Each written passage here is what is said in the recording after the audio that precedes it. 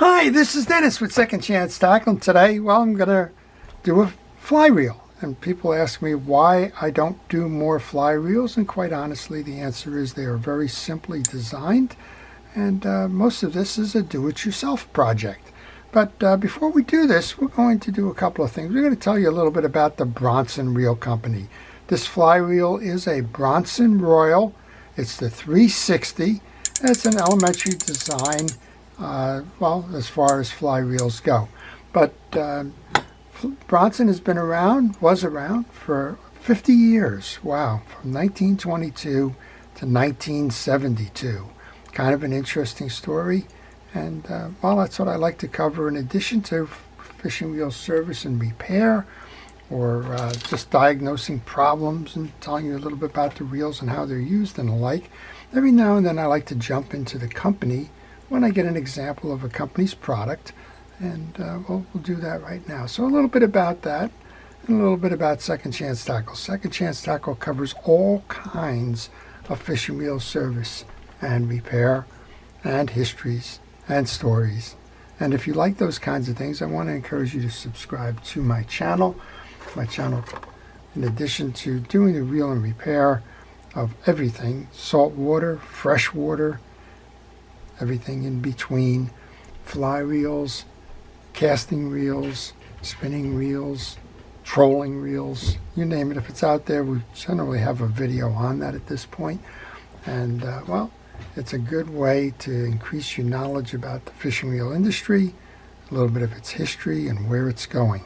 Well, this is the Bronson Reel, and Bronson was founded in 1922 by Ed McMahon. And, well, Ed was a former sales manager with Shakespeare, and Shakespeare was located in Kalamazoo, and Bronson, well, Bronson takes its name from Bronson, Michigan, not that far away.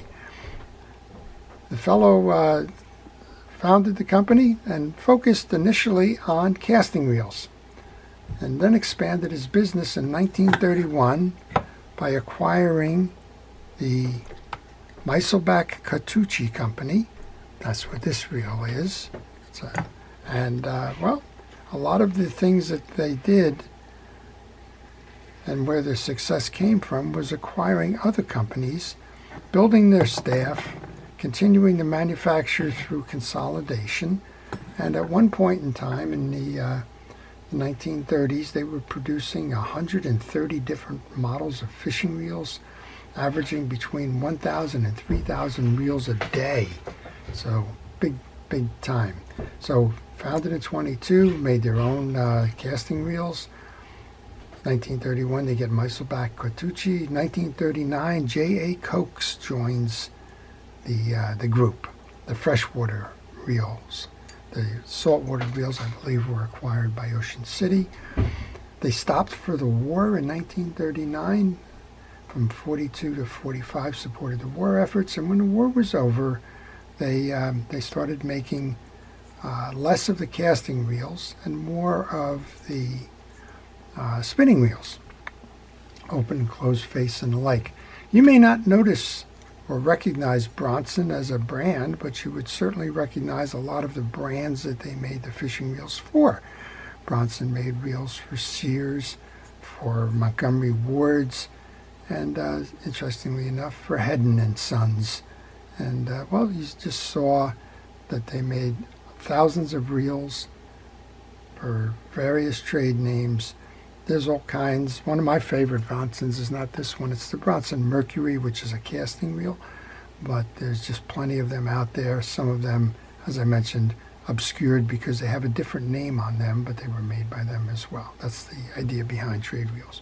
Well, with the decline of the casting reels in the 60s, and with competition from abroad, Bronson kind of struggled. They were sold several times.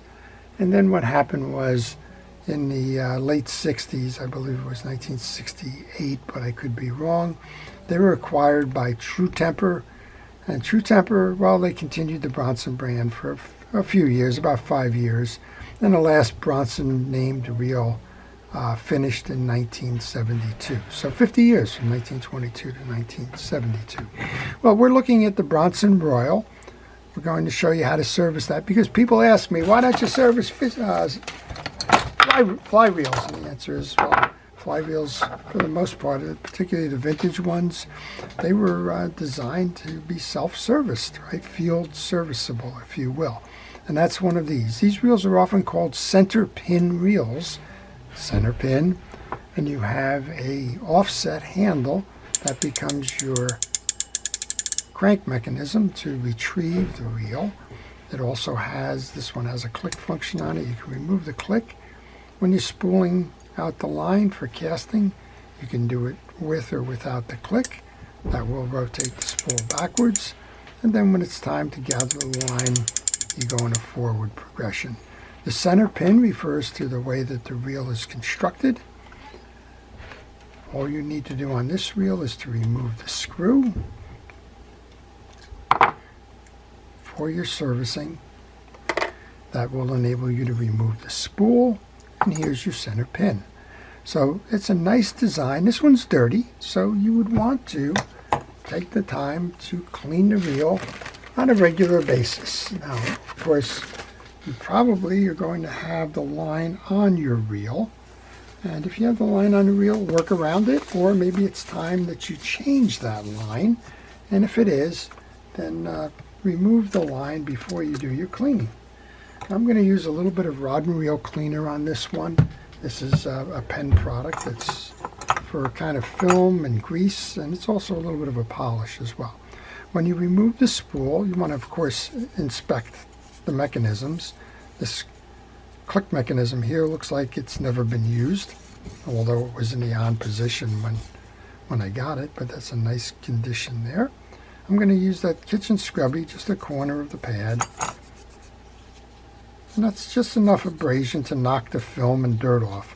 Remember, these types of reels were used in fresh water, so you're likely not going to see a lot of corrosion in the lake, but you do get the film, the dirt, and the like that the line carries in with you. So your line has been resting on the water while it's fishing.